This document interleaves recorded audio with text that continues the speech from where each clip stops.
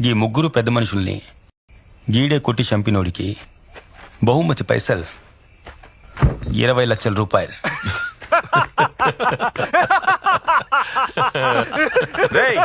ఏడుకొచ్చి ఏం మాట్లాడుతున్నావు? అన్నకాడ పైసల కోసం ఉన్నాను అనుకున్నావా? ఎన్ని సంవత్సరాలుగా ఉంటున్నానో తెలుసా? 30 లక్షల రూపాయలు. 30 లక్షలు ఇస్తే ఆయన మా అన్నరా? 40 లక్షల రూపాయలు. అన్నా ఏంటన్నా ఆడు మాట్లాడుతుంటే ఊరుకున్నావేంటన్నా? నువ్వు ఊరి ఒక్క మాట చెప్పు. 50 లక్షల రూపాయలు.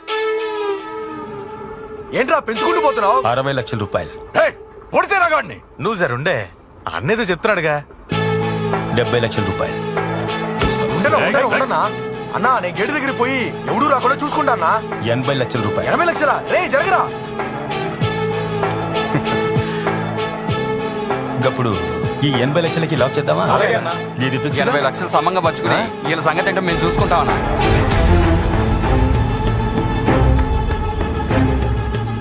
ఇప్పుడు సమజైందా పైసలకి విశ్వాసానికి తేడా ఏందో?